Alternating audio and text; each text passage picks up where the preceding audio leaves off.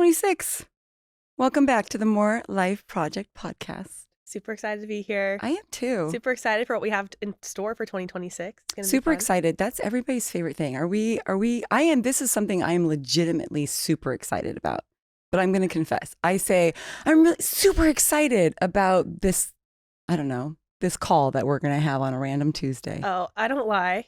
No, you're so very if I'm not honest. excited, I'm not going to be excited. Say super but excited. I'm But actually we are really excited about the podcast because I know that we have genuinely super excited. It's not overused Yeah. for this context. We're super excited to be back. So we're going to get right into it. New year, new you. Or are you really tired of hearing that? We're going to talk New Year's resolutions, setting big goals, and how you can actually get the results you're looking for this year. Because if you are like me or other people, most people, you set really big goals at the start of the year.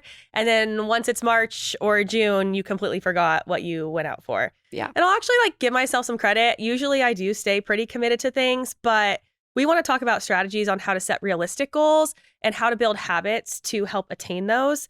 So I just want to get right in and ask you a couple questions, Andrea. That's what you said. I'm excited to hear what these questions are. You're excited? They're going to come right back Was at that you. a lie, or are you actually excited? I am excited to hear these questions. I didn't say Okay. super. I'm just excited Okay. to hear these questions, but I'm more excited to throw them back to you. Great. I'd like to put you back on the hot seat. I love answering questions. Okay, let's go. My love language. Let's do it. What's the first question? Okay, so what is one thing you added in 2025? Like, it could be a wellness habit, a routine. What's one thing you added that you're going to keep in 2026? Oh. This came right at the very end. HRT. Oh, okay. Yeah, progesterone. I added progesterone right at the end of 2025. I haven't even really felt the full effects yet, but I'm really excited about it. Okay. I'm looking forward to better sleep and better mood control. That's great. I know. For me. I'm really excited. Just kidding. I think I'm the one that needs the mood control. I think everybody in my life is going to be really excited. I feel like I'm pretty good at managing my moods, but I still feel the mood. But I'm really aware. I'm really in tune with my body. Yeah. We've talked about this before. I think if you've been an athlete your whole life, or you've watched your diet your whole life, you're really aware of how things impact you. So I'm really aware of my moods, and I can articulate when I'm feeling low or when I'm feeling high, and I can manage that. But I just don't want those big spikes. So I'm trying it out. We'll see. Being a woman is tough. Being a woman is tough. Okay, so you started HRT, hormone replacement therapy. Yeah. That's great. I know. I'm excited. I'll let you know in 6 weeks, 4 to 6 weeks. So what's one thing that you were doing in 2025 that you're taking away moving into 2026? Nothing diet. Well, probably sugar. We talked about this the other day. Taking away sugar? Taking away. Well, no, never. Don't be ridiculous. Okay. I was like, we're talking about realistic goals. Realistic goals. I enjoy, well, and this might change just because my hormone my hormone balances are going to change, but I really like candy the week before my period. So I have indulged greatly. But is that something that's realistic to take away? I think it is. I think I don't need to give in to that. I'm going to limit it. I'm not going to take it away. I'm going to limit it. I'm going to theme with what we're sharing with people. I'm going to make a smart goal, and I'm going to limit how much. Maybe I don't need car candy and purse candy. Okay. Maybe just purse candy. Okay. Or maybe just car candy. Okay. We'll see.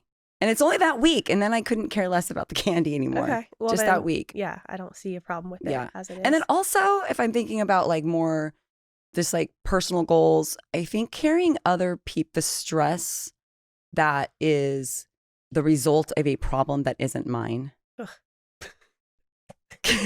need to work on this. Yeah. I don't know if that's just a female thing, but I do carry a lot of other people's stress. Yeah. And I don't think it's necessary or helpful to them or to me. So I'm focused on that. But how do you, just really quick, how are you going to change that? How do you limit that? I think taking a moment to assess what is causing the stress. So if I'm finding myself being stressed out, or if I'm starting to feel that overwhelm or feeling that sense of anxiety, thinking about what's the root of this? Where is this stemming from? Okay, this particular issue in this moment is causing me stress. If this doesn't work out for this person, or if this doesn't work out for this situation, even if it's at work, how is that my responsibility? How is it going to impact me? is this something I really need to carry? Is there somebody else that can help carry this load? Like really assessing what's causing it instead of just living underneath that. Okay. That's my goal. You can help me with that. It's that. a great goal. You can help me with it too. Yeah. We can be accountability buddies. Yeah. We can talk about that. I think just asking each other those questions. Okay, whose problem really does that? Who belongs to this problem, or who does this problem belong to? Yeah. Okay. Yeah. What about you? Well, are those your only two? My Are there last more? third one. There's three. Is, okay. Do you have any new resolutions? So we talked about what you're keeping from 2025, what you're taking away from 2025. What are you adding in 2026? I don't have any resolutions. And I've never been a big resolutions person. So I don't typically on January 1 think, okay, I'm going to start this thing today and this is going to be, I don't do that. It's not ever been a habit of mine. Okay. Yeah. I'm big on it. I love it. Yeah, it's good. That's why Mondays are the best day of the week. It's like fresh start. I love it's the first of the month. I love the first of the year. Yep. Because I love to see, okay, what have I done since the last time I set a goal? And now how can I just add on top of that to get a little bit better? So yeah, it's great. You stack. I'm a habit stacker. Yeah. I would say that's a strength. And that's what I'm really passionate about, like helping other people with. So that's a lot of what we're going to talk about today. What I'm taking away, no, what I'm keeping from 2025. This is just a nutrition thing. Drinking bone broth in the morning, just super vitamin rich, makes me feel really good. You wake up, and at least I wake up and I'm not super hungry. So the thought of like chewing food is hard, but drinking bone broth gets me usually 10 to 15 grams of protein plus a bunch of vitamins. So I'm going to keep that in my routine. Have you been staying on top of this bone broth controversy? Is there controversy? There's a controversy about bone broth that people are saying, and I haven't dug into it, but I know you're a big fan, that it is no different than chicken stock. That you can just go to the grocery store and buy the chicken stock and you're going to get the same benefits. I don't think the chicken stock has the same amount of protein, though. It probably has nutrients. Know. I haven't dug into it. I'll look into it. I'm just saying we might need to do an expose. Okay. Maybe we can expose it. Okay. The industry. Because it's really overpriced. Yeah. It's like $8.99 a bottle of the kind that I get. And you can get chicken stock for $2. All right. Okay. Well, that's what I'm keeping. Yeah. What I'm taking away. Now, this is going to be hard for me. Okay. Because it's one of my most toxic traits. One of my biggest issues. What a hook. And you know this about me. I run things down to the very second that I need to leave. Like my entire day is stacked second by second by second. Yeah. And it's a really stressful way to live. It's a little chaotic, but it's because I want to do so much and I am doing so much in a day, but that is not good for my nervous system. So my dad used to always say, it's just as easy to be 15 minutes early as it is to be 15 minutes late. Okay. I don't agree with that quote. It's very easy for me to be 15 minutes late. It's very hard for me to be 15 minutes early, but it starts with me being intentional about it. But it's because whatever I'm doing, I want to soak up every second of that, whether that's my workout or journaling or cuddling Dexter. When or you talked breakfast. to me yesterday about doing this workout this morning with your dear friend who's in town. I made good time for that today and I was not rushing around at all. But you were late. I was. And I could say some things about how the stoplights were acting this morning, but was because I was recording my breakfast for Instagram. I was trying to hold you accountable yesterday to this very thing, and I was gently doing it, but I should have just been more I knew firm. exactly what you were doing. But I think if you think about... You told me to say no to seeing my friend this morning that I haven't Sorry, seen Emily, in I love you 6 too. months. I love you. But here's what I said, though. If it's going to cause you to be stressed out and running around and trying to get on to someplace on time, like this recording, then you shouldn't do it. I was on time. What? 3 minutes late. We're moving on. So it's a good thing you and don't then have my to new clock in goal, anymore for your job. My new goal is eating more variety, which is not necessarily a new goal. That's a goal I had in 2025 that I didn't stick to every single day. I had really good times and then other times where the pizza place just sounded way better. I'm still going to eat my pizza, but I'm really focused on eating more whole foods and nutrient variety. So I integrated pomegranates this week. Yeah, that was exciting. I love the pomegranate seeds. I bought tomatoes. I don't like tomatoes. I'm probably not going to buy them again, but I'm going to try things. I'm going to try new recipes and get out of my comfort zone because I eat the same things over and over and over again. And that's really great for like keeping myself on Yeah. track, but it doesn't necessarily give me the best well-rounded health. So Yeah. I think it's all of us. I don't eat a very wide variety either. You get the things that you get. You like the things that you like. You get the same things at the grocery store Yeah. every week. I need to do that too. It's really Maybe important. that will be one of the things that I integrate this year. Yeah. Because if I'm doing that, then I have to take less supplements because I'm getting my vitamins through whole foods. And that is the ultimate goal. Yeah. You've already influenced somebody. You're an influencer. You've influenced me in this moment to be eating more variety. Yes. I know. All It's right. your mission. Yeah. Well, let's talk about it. Let's talk more about other ways in which we can do better in 2026 in hitting our goals that we set for ourselves. And then, as you said, Yeah. fall apart halfway through. Well, for those listening, I'm sure you guys all have your own personal goals. So don't think that when we're talking about our goals, that these are the goals that you need to work towards. I think it's really important to take inventory over your life. Like, where are you currently at? What did you say you were going to do at the start of last year? Did you accomplish that? If yes, what made you successful? If no, what hindered you? So you can set really realistic goals this year. And you might be trying to do too much. And I think that's something that is super common that we see in the fitness industry. Yeah. Every January, people literally say, like what I said at the start of this, new year, new me. And they try to do it all right away. And then they're doing none of it in a couple months. Not everybody, but Right. we see that cyclically. And it's really exciting times for us as coaches and people in fitness to get to we see all love the new faces. this time of year, you guys. It's our favorite. Yeah. And shout out to those of you that are already consistent. Yeah. Don't be crap talking the new people. Don't be shaming them or saying, oh, you're taking my equipment or taking my space in class. Like, be really encouraging. And remember when you were on your day one, like, this is such an exciting time for people. And the way that we respond as coaches or as fellow members or gym goers really impacts whether or not someone's going to stick with healthy habits. And that's our goal. It's like make a new more friend. people- Encourage people. Make them feel welcome. It's scary. Yeah. Yeah. Good. So, okay.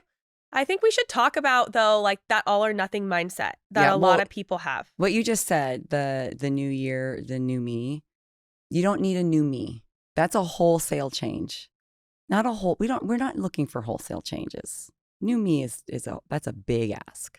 Yeah. You know, a different part of me may be addressed. That's I think a more manageable focus. Yeah. And I think most people look at their entire life and they probably make a health goal. Mm-hmm. They probably make a financial goal. They probably make a relationship goal.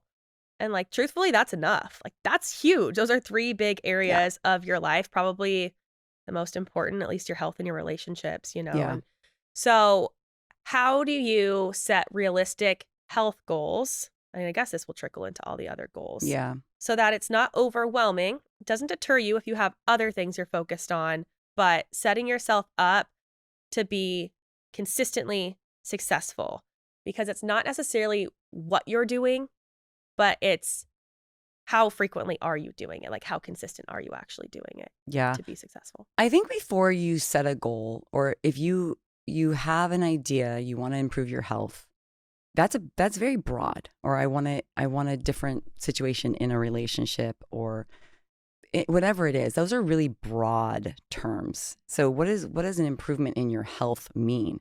Is it a weight loss goal? Is it a strength goal? Is it a dietary goal? So I think you have to go in baby steps, working backward. What exactly is the impetus for the desire to change? Mm-hmm. What are you recognizing? Start there.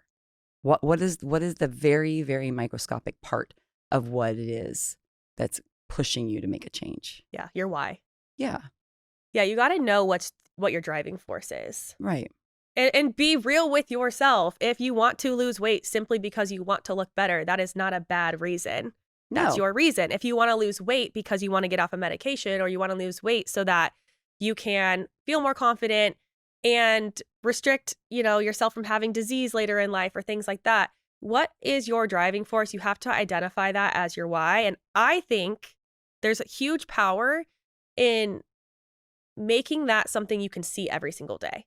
Not necessarily your goal, but what is your driving force? So write that down and tape it to your mirror, or write Tell it down somebody. at the top of your journal. Tell somebody and have that person remind you of that when you maybe don't want to fulfill whatever actions need to be taken in order to get back to that driving force. And I ask people, because Lauren and I work in fitness, we get to encounter so many of you coming in for the first time, maybe ever, or the first time in a long time. And often we'll hear, I just want to be healthier.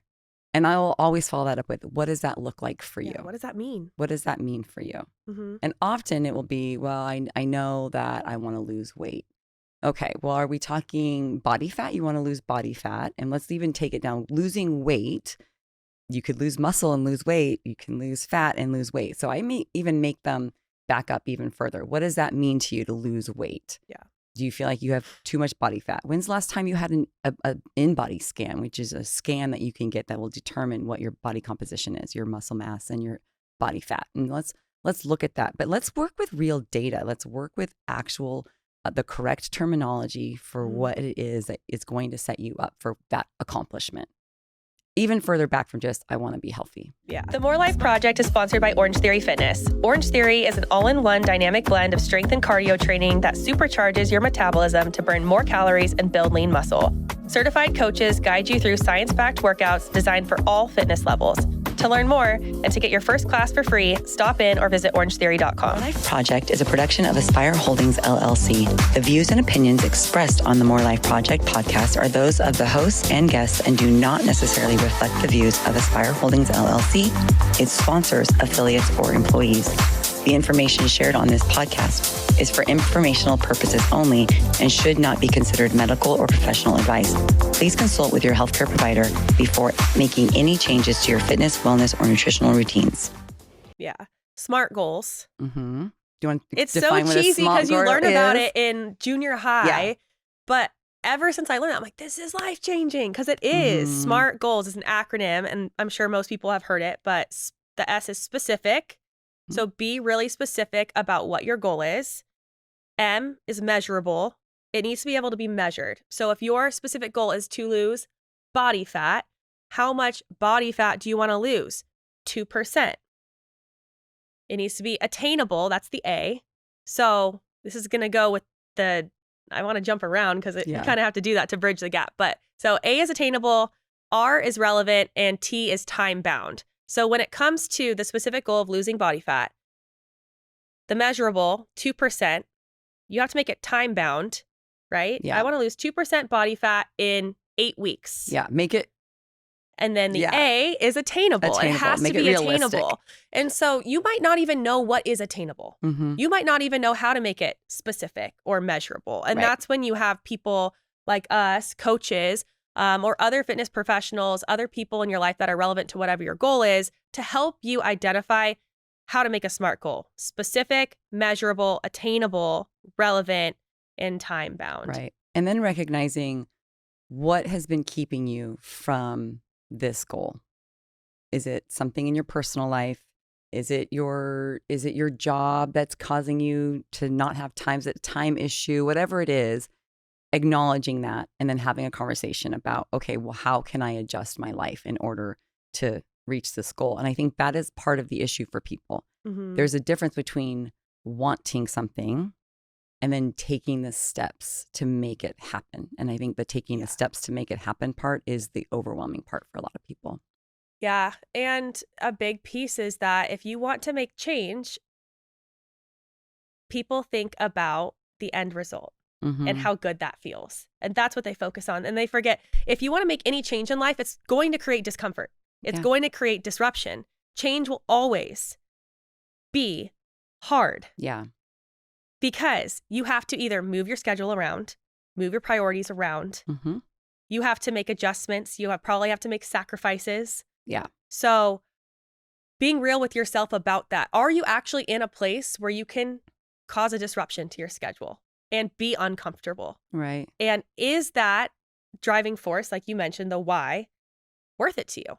I think people get stuck in we've talked about I don't know if we've talked about it on the podcast, but there's stages to change.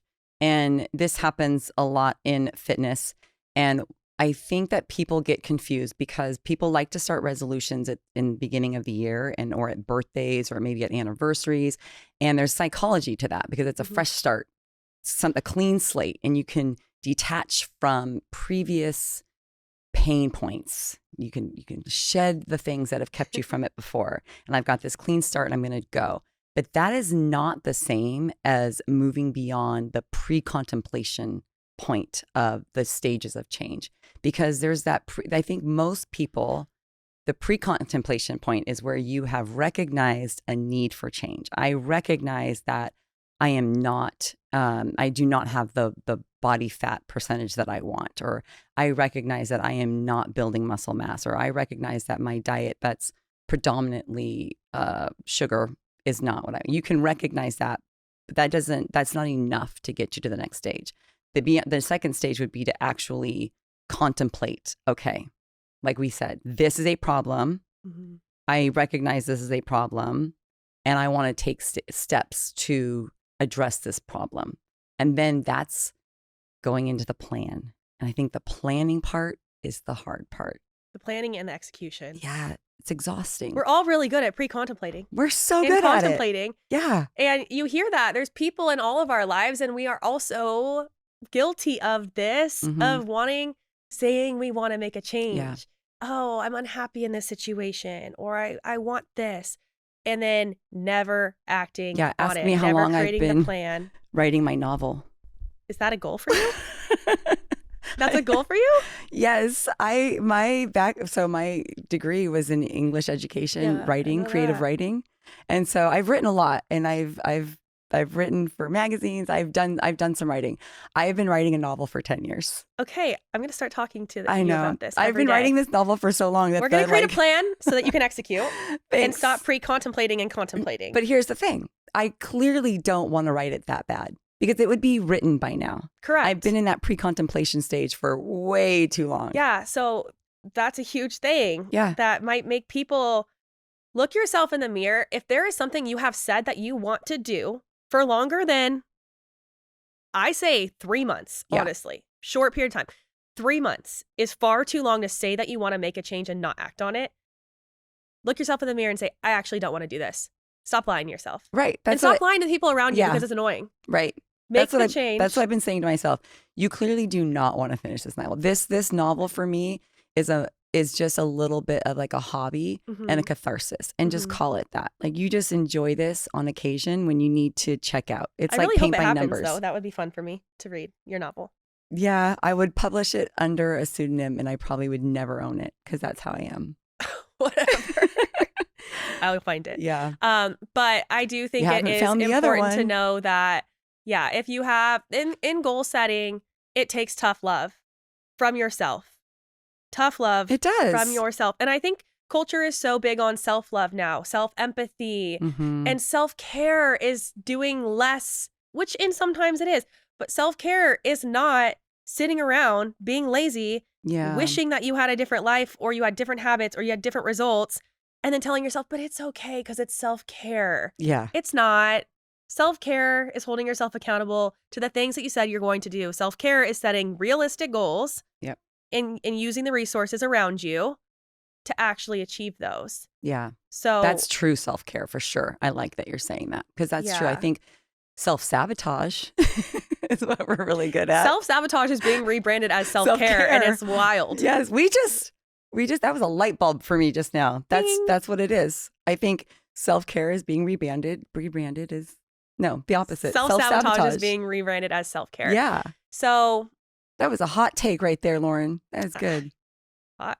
Yeah. I think it's true, though. I think we are really good at making excuses for ourselves. Like me, I eat that candy the week before my period because I enjoy it. I'm making a conscious choice, but I do that. It's not that bad.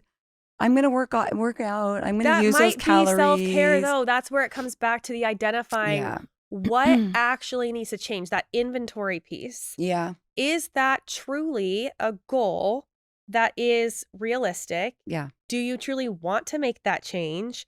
And is eating that candy the week before your period truly deterring you from your ultimate health goals? Maybe. And it might be something to wheel back a little bit, but it's not being perfect. Yeah. I think that's something that we need to say here as people that work in the health space. There's no perfection, and perfection can be disordered. Yeah. So you have to know where to give and where to take, and focusing on things like maybe eating less candy before your period or having more nutrient variety.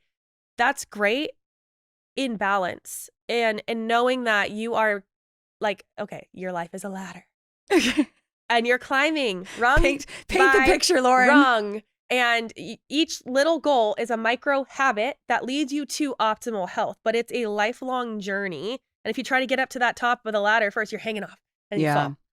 But rung by rung, and you might just be on that little part where you I feel seen. I feel like you're giving me permission to eat my candy. And that's not self-sabotage. Yeah, no, it's fine. I honestly am not going to give up the candy because I do enjoy it. I will limit it. I'm not giving up my cookie dough. Yeah, we're going to have those things, but we make really good choices in our diet for the most part. Yeah. And so I do have space. I will say this before all of you go out and start buying a bunch of candy the week before your period, because you heard Andrea say that that's what she does. You got to take inventory of everything else. So I'm also eating a lot of fiber. I'm getting protein. I'm eating a balanced diet for the most part. So it's exchanges. So I have made some space in my diet and in my lifestyle to accommodate, and for me to be able to take on board this sugar, which isn't good for me. I'm not saying that it's good for me, but I can take it on board without it causing detriment to my goals. Your body is resilient.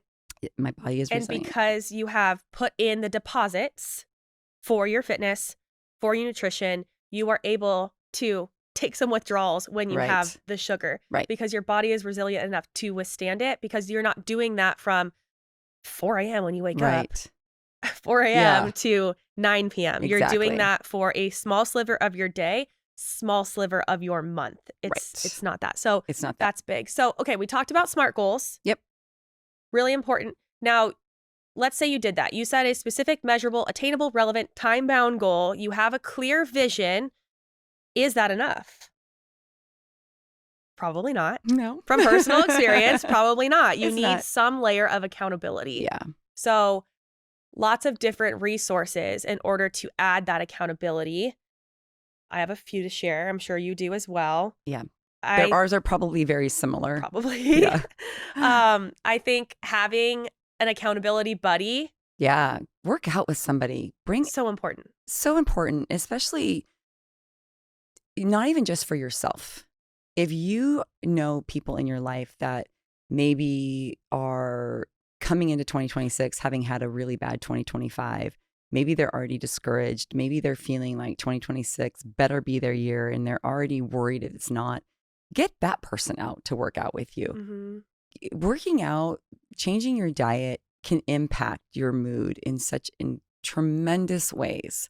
And it's not even just for you. Somebody else might need that little accountability. But it goes back and forth too. So it's like you are encouraging and lifting someone else up, but they are also doing the same for you. And together you rise, because I know if I tell Andrea I'm going to show up to a 7:20 a.m. workout. I didn't want to do it that day. What was that, Tuesday? I didn't either. I didn't want to work out on you Tuesday morning, but I knew I needed to. So I texted Andrea Monday night, said, do you want to go take the 7:20 a.m. Strength 50 class? She said yes. So then in my mind, when there was every excuse not to set my alarm or not to want to wake up, get my car and drive. Yeah, it was great. I knew Andrea was going to be there waiting for me. Yep. As that was great. Rolled in 7 minutes late. Yeah, she rolled in late. So I'm working on it. She texted me, get me a station.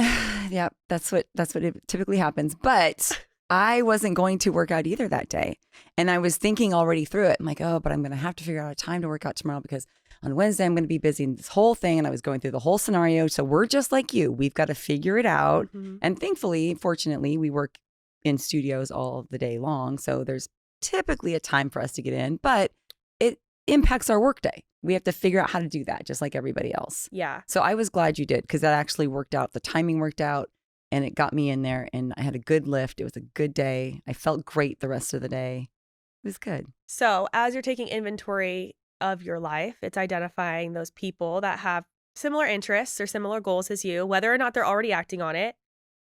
Can you reach out to that person to inspire that change, be that domino effect in their life, or just ask them to do that for you. Yep. And use that accountability buddy. Once you have identified what your goals are, you've done the SMART goal process, identify an accountability buddy. Yeah. That's step good, 2. Good advice. Yeah. And stop right now and think about it. Go down your list of people in your life.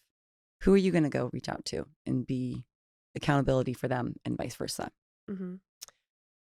Layer 3 is find something like a challenge or program or something that's going to help hold you accountable to that. So that might be joining a gym and signing up for a membership that tells you how many times a week you need to go. Yeah, or pre-booking those classes if it's class-based. If it's not class-based, that is way harder, and you need to pre-book that with yourself in your calendar. So once you identify that, you need to pull out your phone and physically write it down and make that the most important appointment with yourself throughout the day, because you're going to find every excuse to ditch that appointment. That will be the one on your calendar that is the first to go. Yeah, pre-book. It is a set in stone. I know that because we work in a gym, we say this a lot to members, and I think that they sometimes think that we're just trying to get them in. It's not about just getting, we are trying to just get you come in because we care, because we know that when you make that appointment with yourself, when you set that up, making a commitment to the company that you're going to be taking the workout with, you put that in your calendar, you are more likely to show up and be a better version of yourself for that day. Yeah. Well, because we see it all the time. The people that don't pre-book are the ones that are like, oh, yeah, I was going to come. Mm-hmm. But then, so use that membership as an accountability system. Yeah. That was number 3. That's good. Get a membership, set a schedule, Yeah. book that appointment with yourself. 4th layer is a lot of gyms at this time of year and throughout the year, like us at Orange Theory, we do this every single January, and we're going to have more challenges throughout the year. We always do that to help people stay engaged. So we have our 8-week transformation challenge starting on the 26th of January. Yep. I do it every year. I do it every year. And I always joke, I'm going to be completely transformed. Because obviously, I'm 10 years into hearing that joke. And every year I am not completely transformed because we're not, that's not what we're looking for. As coaches help people. It's a funny joke, Lauren. Okay, I'm laughing. Our members laugh when they hear it for the first time. Yeah. No, it's funny. But you always then say, no, like, I'm joking, set realistic small goals. Yeah. So when I'm meeting with members, they're always shocked because I'm like, we're going to scale this goal back. Yeah. I'm going to tell you to do a little bit less. Yep. Because I want them to feel successful. Mm-hmm. And if you set something that is so out of reach for an 8-week challenge, such as the transformation challenge, and then you get to those 8 weeks and you didn't accomplish it. Yeah. We hear some wild goals like, I want to lose 20 pounds. When you don't reach that, what impact does that have then on your confidence? Right. On your self-efficacy? Do you believe that you're capable of achieving the results that you set?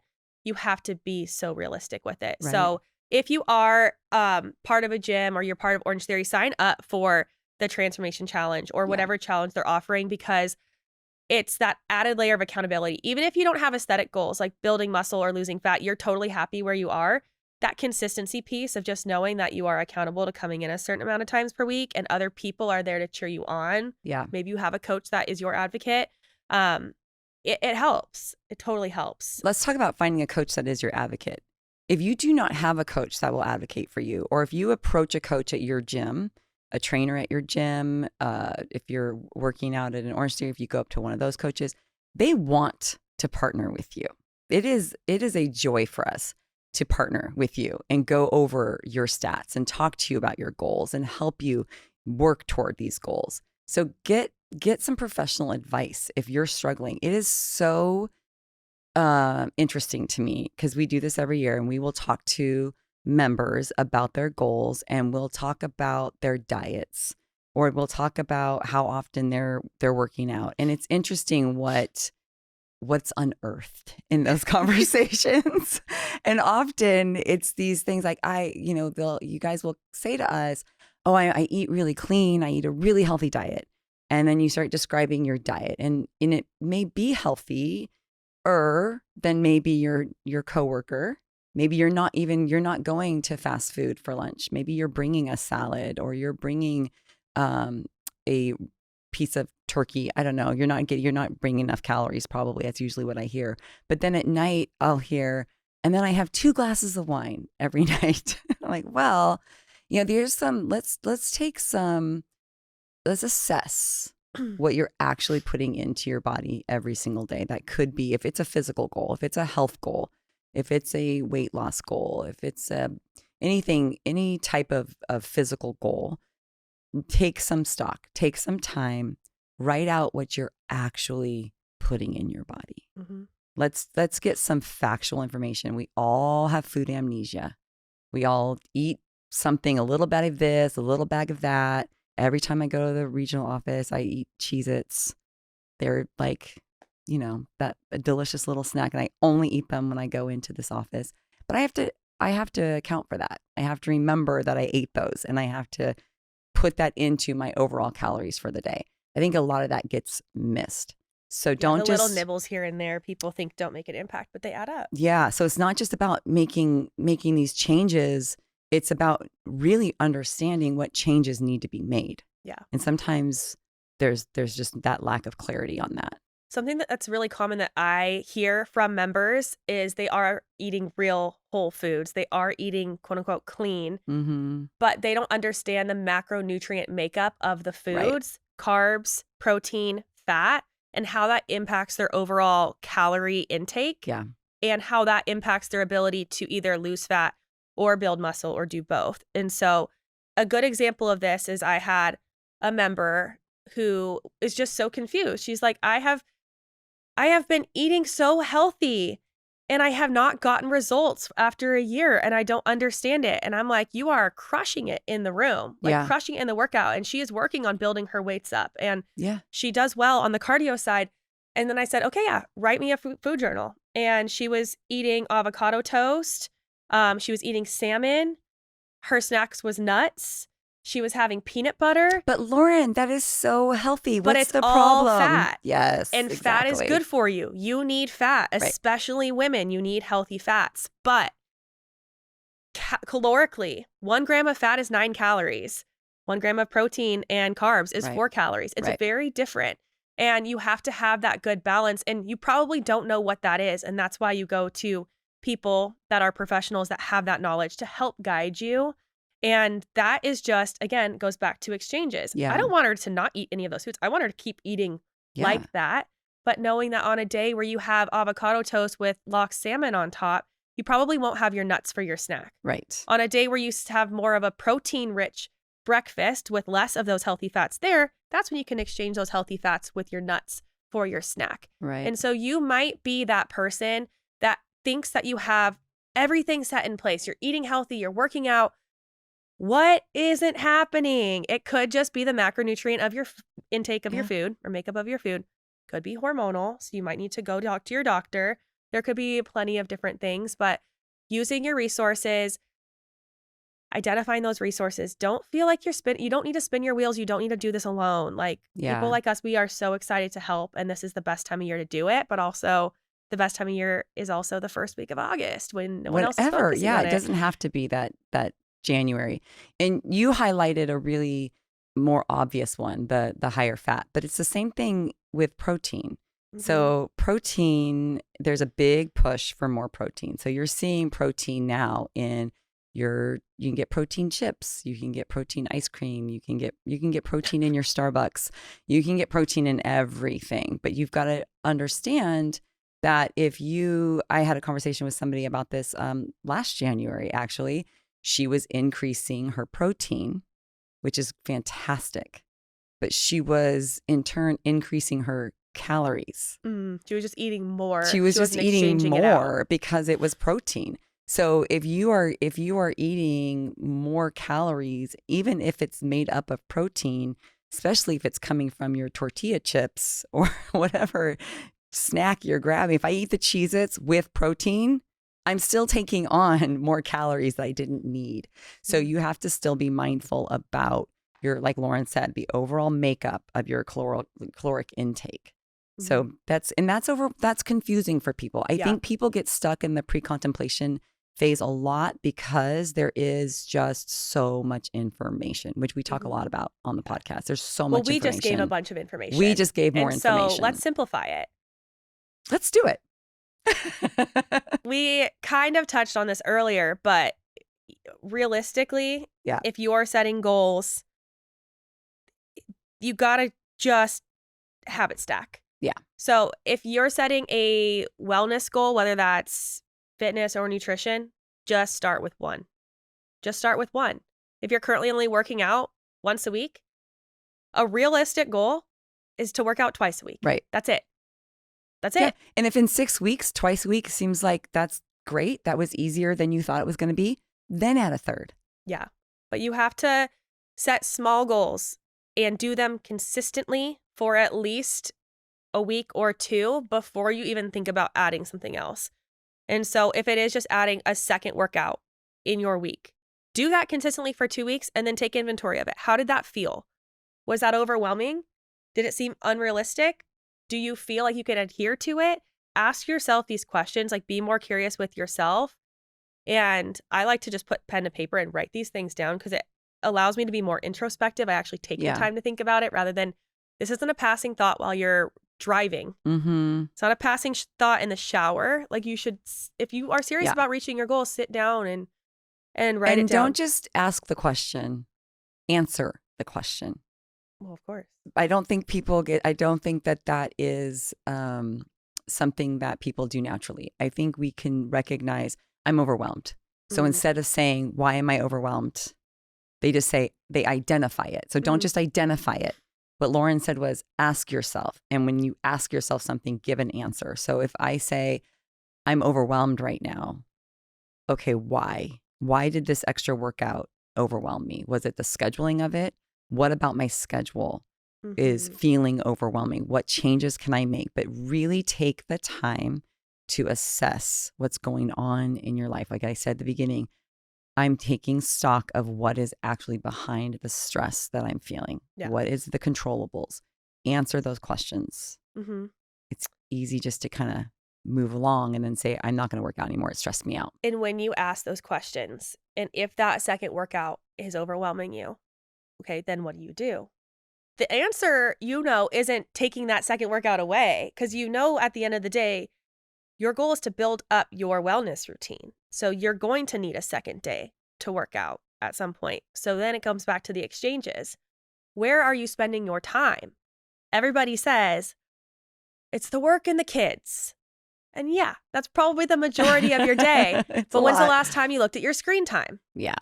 Pull up your screen time. I do this with people in studio that tell me they don't have time to work out. Yeah, I'm a shark. Yeah. But it comes from the passion for helping people change their lives, for helping people be healthier, right? Which then leads them being happier and more joyful, which makes them a better mother, father, friend, community member. That's where that comes from. So when someone tells me they do not have time to work out, I say, in a nice way, pull out your phone. Let's go to settings. Let's look at screen time. Is that more important to you, what you're doing on your phone, than this extra hour? Because that's all that an extra workout is an extra hour per week. Right. And is it? So you have to be able to identify that exchange. What can you exchange? I've told you before, my husband's grandma used to always say, people do what they want to do. So you will find time to scroll. You will find time to do the things that you have your favorite show that you like to watch. You will find time to watch that show. We do the things we want to do. We don't let anything keep us from what we want to do. So I don't want to write that novel as badly as I say that I want to, because I'm doing the things to that point. Yeah, I'm doing the things I want to do. So be honest with yourself and take some ownership of what is keeping you from reaching some of these goals. Not to diminish that, because I will push back a little bit. It's not just an hour, right? It's the preparation to get to the gym. It's the drive. It's the standing around afterward and doing the conversations. There's more involved. Unless you're like me and you run things to the very minute. I'm in, I'm out.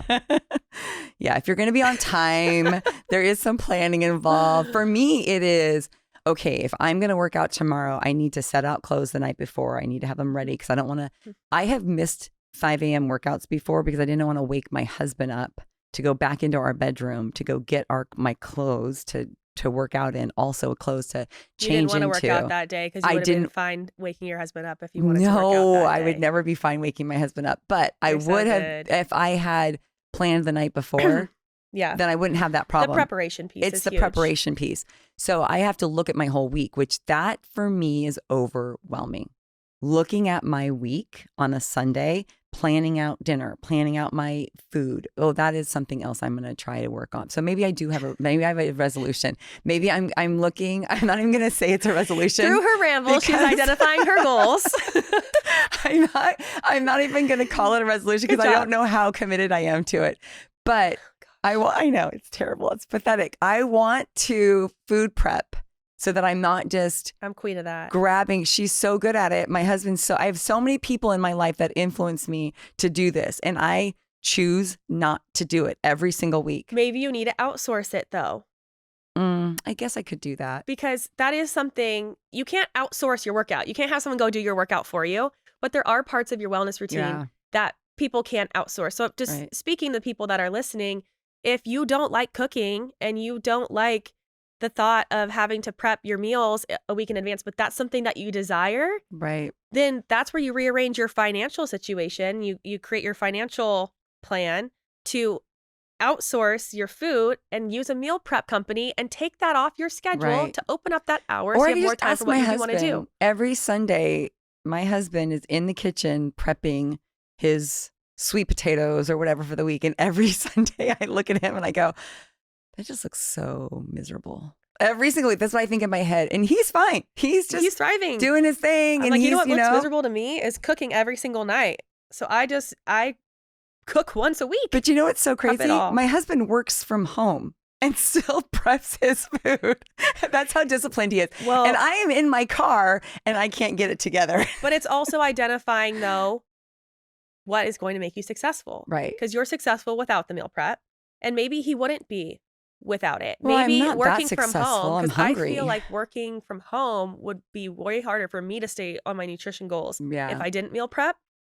Because you have access to everything. Yeah. But if he knows I have this meal set aside for myself that has the nutrients that I'm looking for, the portion that I need, and he just grabs it and goes, that keeps him accountable for his success. So it's identifying, again, we are all different human beings. What works for me does not work for you, does not work for every other member. So who are you? What are your priorities? What are your goals? And what is your personality like? Right. Because you might need a more rigid structure to stay accountable. I am going to find out in 2026.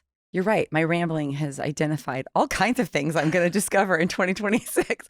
I'm going to try to figure out why it overwhelms me to take, 20 minutes to figure out what I'm going to eat in the week and then another hour to prepare it. It's an hour and 20 minutes. Like, it's not like my husband's in the kitchen for 5 hours. Yeah. It still looks miserable Slaving to me. away. But or why don't you just have him do it for you? I know he would. He's really helpful. I could ask him, but I feel like lazy if I were to ask him to do that. So instead you're lazy by not meal prepping at all. I know. So I'm lazy. Sense. I'm owning it though. No. I'm not blaming other people. And I think that's part of the battle. I take ownership of that. I know what's keeping me Here's your gold from star doing for that. the day. Thank you. Took ownership. I took ownership. I'm not a blamer. I'm not blaming other people that, if I'm driving around Orange County hungry, having to stop at Whole Foods to go to their hot bar and get some broccoli or whatever, it's not anybody's fault but my own. Totally. Yeah. It's a reflection of your priorities. It's a reflection of my priorities. So your call to action, if you want to make a change in your wellness routine in 2026. Take ownership.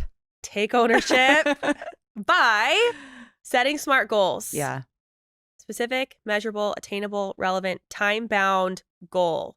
Write it down while doing inventory of your life to see that driving force. Now I just said it out of order, but take inventory of your life. It doesn't have to be in order. Find what needs to change. Yeah. And what you feel is important to change. Right. Identify the driving force. Yep. What is your why? Why is this important to you? Is that enough to actually help you identify the goal? Then you create the SMART goal. Yeah. Then you create the accountability system. And then you set up the program. And guess what? You can do it on any random Tuesday. Mm-hmm. It can be a Thursday night. It does not have to be New Year's Day. It doesn't have to be a Monday. It can be any time. You don't need, there's something about those fresh starts that feel hopeful, but you can find hope any day of the week. Yep. It doesn't have to be that starting line. And you can use us. Like whoever is listening, wherever you are, you don't need to know us in person. Right. Reach out to us. We're both trying to be more active on social media, sharing our routine, sharing our mindset tips and what we're going through. And so our DMs are always open because we really do have a passion for helping people achieve results.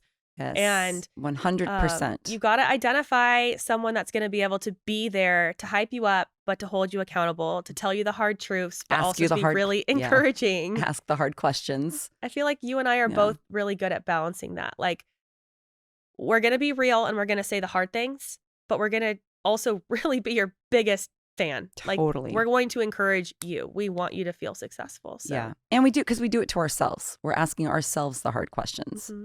So, and we ask each other the hard questions. Yes.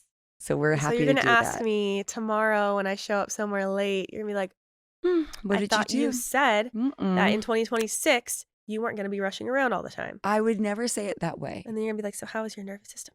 Yes, I might ask you that. But I will say it in a nice way. What did you do to prepare to be on time to this event? That when people say those things. Well, this has been very enlightening and very fun. I'm glad that you came to some good I really did. Realizations I did. about what you want to do. And then, that's for me. Yeah. Do you have a word of the year? I guess we could close it out with this because that's something else I always really love to do every year. Because I'm just all about intentions. And for me, like having things that I repeat back to myself over and over again really helps me identify my purpose and like what I'm supposed to be doing at whatever given time. So like my word of the year is surrender. Wow, that was such a build. I was like, what? It's such a big thing for me. Surrender. And I've truly been working on that for the last couple of years, but this is the year that I do. Like surrender. Surrendering control. Surrendering necessarily like my ideas of how things should be. Maybe where I should be at this moment in my life. And that doesn't mean I'm not actually working for change in the background, but it's identifying what do I truly have control over and what don't I have control of? What do I leave up to God, which all of it is. But ultimately, I need to surrender a little bit to allow myself to have the energy to actually put effort into what I do have control over. And I believe that will help my like my attitude and my mindset to free up some space, because your attitude and your mindset dictates your reality. And so if I'm thinking I have control over these things that I don't have control over, then you get frustrated and you think you should be in a different place. So surrendering that will bring me to more peace. I asked my team this yesterday, and one of our coworkers said she said it better than I'm going to say it, so I'm going to butcher it. But she said, like, hit the hot stuff first. She's going to handle the hot stuff, like the frog. Like just the priorities, instead of just being overwhelmed by 40 priorities. What are the hottest priorities, and handle those first. And I thought that was good. Yeah. For me, it is really just, I don't have a phrase or a word, but just being, like I said, at the top of the show here, to be more, just aware of where the stress is coming from. So I guess some more awareness. Yeah. Instead of being a victim of my situation and a victim to my emotions and a victim to my response, being aware of what's actually at the core of that. And that just takes some presence of mind and a timeout. Let's just think through this for a second. Love it. Yeah. You can hold me accountable to that when I'm venting. I will. Well, where are you going to put that? Where am I going to write it? Are you going to put that somewhere you can see it? Like for me, I'm putting surrender on like a mirror or something. Like on my mirror and at the top of my journal and always coming back to that. I'm going to put it in your mind to ask me that every day. Accountability buddy. I found my accountability buddy. Okay. Well, thank you guys so much for listening. We're super excited for what 2026 super has excited. In store for the More Life Project podcast, but also what it has in store for you and us. every single year is an opportunity to grow Yeah, and to be let's do better, it. to Let's be grow. healthier. So we're going to do that together. Yes. Happy 2026.